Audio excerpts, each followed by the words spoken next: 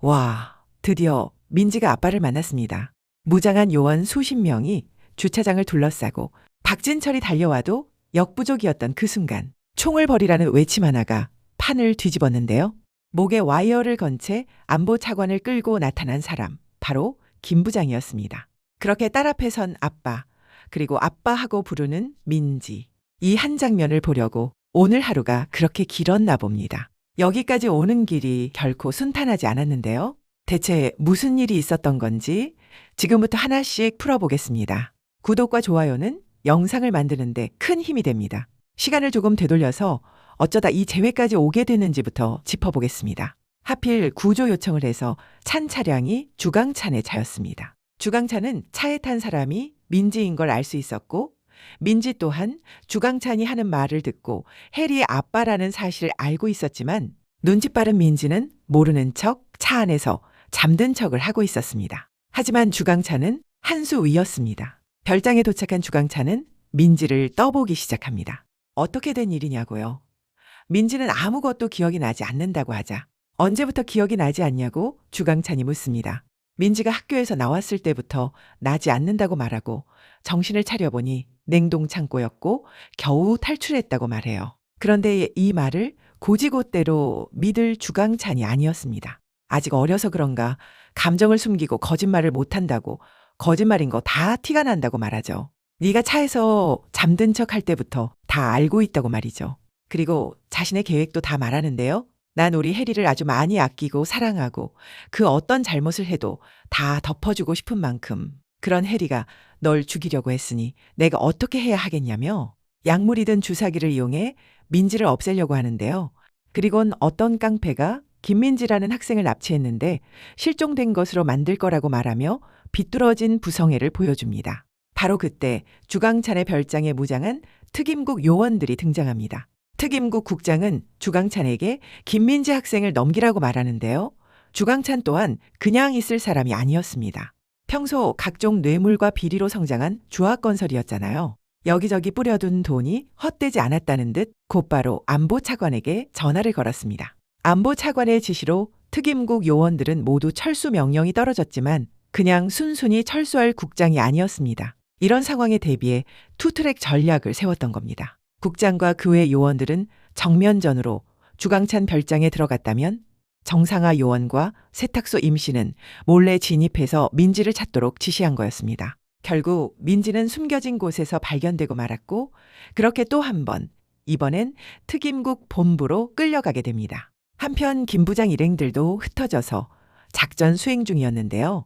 별장에 남아있던 김 부장은 민지가 특임국 손에 넘어갔다는 사실을 알게 됩니다. 특임국 취조실로 끌려온 민지는 여기가 어디인지, 왜 자신이 이렇게 결박된 채 있는지 알 수 없었습니다. 그런 민지에게 국장은 도대체 무슨 일이 있었길래 쥐 죽은 듯이 살던 김 부장이 이렇게 되었고 주강찬이 왜 너를 데리고 있게 되었는지 상황 설명을 하라고 말하는데요. 그러면서 너희 아빠가 누군지 아냐고 묻습니다. 김 부장 때문에 예민해진 국장은 결국 참지 못하고 다 말해버립니다. 너희 아빠 그냥 간첩이 아니야. 아주 유명한 간첩이야. 정체가 노출되면 북에서 공작원까지 내려온다고요. 십수년을 쥐 죽은 듯 숨어 살던 사람이 딸 하나 찾겠다고 갑자기 폭발해버린 거라고 말이죠. 아빠가 간첩이라는 사실을 민지는 그렇게 알아버렸습니다. 그때 김 부장 쪽도 투트랙으로 움직였던 성한수는 특임국 요원을 태운 차량 밑바닥에 몸을 숨긴 채 특임국 본부까지 숨어 들어갔습니다. 이번 성한수의 활약이 정말 대단했는데요. 민지를 구하겠다는 마음 하나로 몸을 사리지 않는 모습에서 이들이 얼마나 진심인지 다시 한번 느껴졌습니다. 본부에 들어선 성한수는 민지를 빼내기 위해 덕트배관을 타려고 하는데요. 몇 가지 장비가 필요했던 성한수는 하필 청소 아주머니와 딱 마주치고 마는데요. 몰래 잠입한 상황에서 낯선 사람과 마주쳤으니 당황할 법도 한데 성한수는 순간 너무 오랜만이에요 하며 아는 척 손을 맞잡고 빙그르르 돌아버립니다. 정체를 들키지 않으려는 순발력이었던 거죠. 그리고는 곧장 아주머니의 손발을 묶고 입엔 테이프까지 숨 쉬는 데는 지장 없냐고 챙기는 것도 잊지 않았습니다. 나중에 다 갚을게요 라는 말과 함께 필요한 물품을 챙긴 성한수는 곧장 민지에게로 향합니다. 그렇게 덕트배관을 타고 민지가 있는 곳까지 도착한 성한수는 민지를 격리실에서 극적으로 빼내 구출하는데 성공하는데요.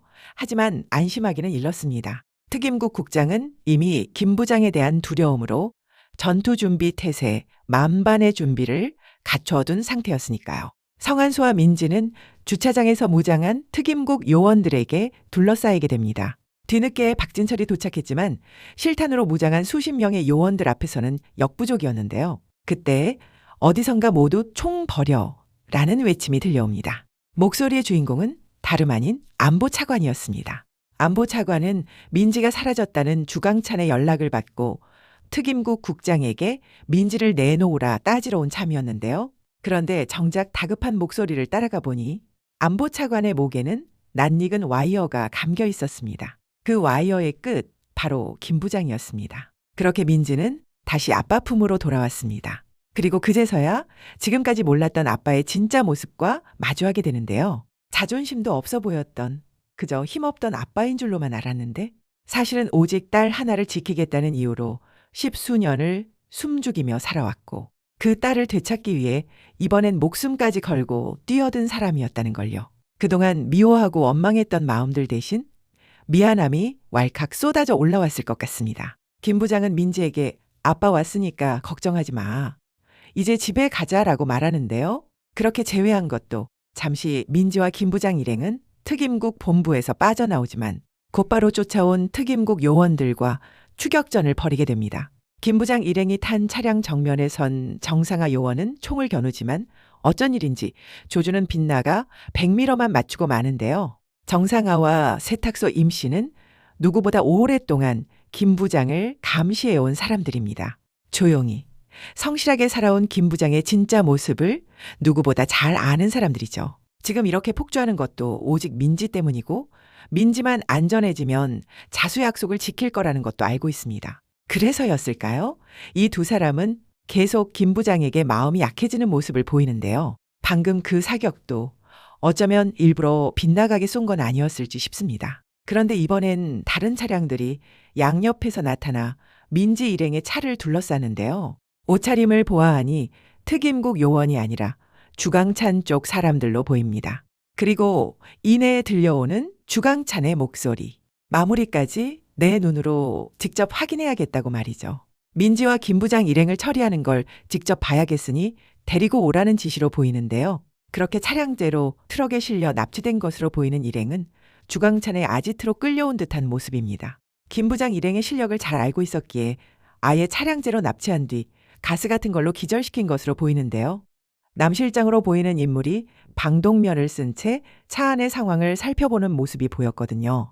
그렇게 드디어 김 부장과 주강찬이 마주한 것으로 보입니다. 주강찬은 너도 네 딸을 찾기 위해서 눈에 보이는 게 없었겠지라며 말을 건네는 듯하고 김 부장 역시 은폐 시도와 납치를 언급하며 팽팽한 대화를 주고받는데요. 그리고 가리개로 가려진 김 부장의 눈, 그 목에 누군가 주사기로 약물을 주입하는 장면까지 포착됩니다. 주강찬이 민지에게 시도하려 했던 그 방식 그대로 이번엔 김 부장을 겨냥한 것으로 보입니다. 딸의 모든 잘못을 은폐하기 위해서라면 이번엔 김 부장까지 없애려는 걸까요?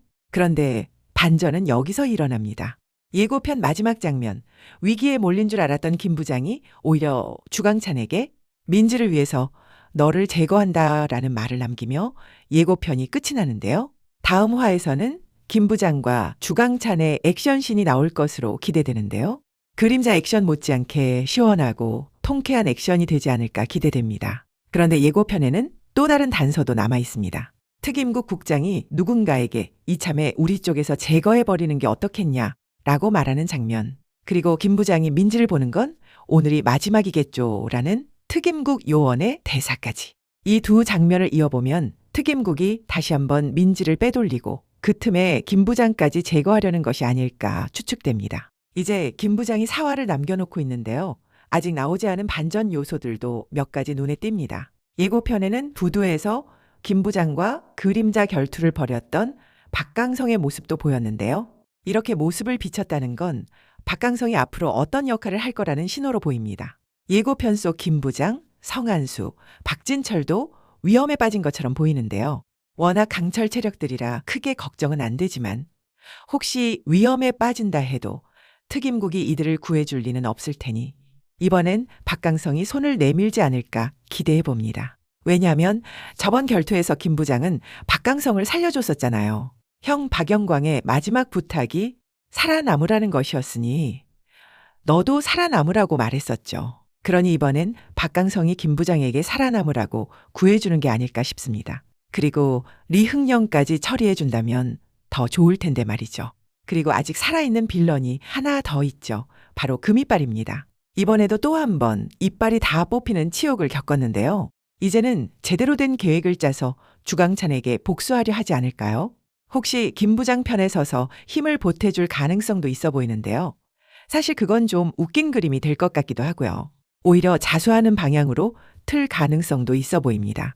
나는 주학건설 딸이 사람을 죽였다고 뒤처리를 부탁받았을 뿐이야 라며 녹음한 파일까지 쥐고 있었잖아요. 어차피 이렇게 된 거 혼자는 안 죽는다. 다 같이 죽자는 식으로 나올 수도 있을 것 같습니다. 그런데 아직 풀리지 않은 한 가지가 더 있습니다. 예고편 속 민지의 증명사진을 보고 손에 쥐는 인물이 등장하는데요. 정체가 명확히 드러나진 않지만 굳이 예측해 본다면 대한민국 특수부대 천산부대 대장 장소장이 아닐까 싶습니다. 김 부장 인물 소개를 보면 국가를 위해 감내해온 시간과 공을 인정하는 몇 안 되는 인물로 김 부장의 처분을 둘러싼 논의가 오갈 때마다 늘 그의 편에 서서 목소리를 내는 인물로 소개돼 있거든요. 특임국 국장조차 차라리 우리 쪽에서 처리하는 게 어떻겠냐는 말이 나오는 상황이잖아요.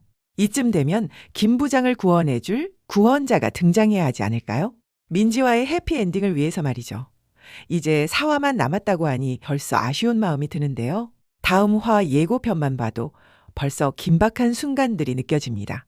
본방으로 함께하고 리뷰로 돌아올게요. 구독과 좋아요는 영상을 만드는 데 큰 힘이 됩니다. 영화와 드라마를 잇는 무비있다였습니다.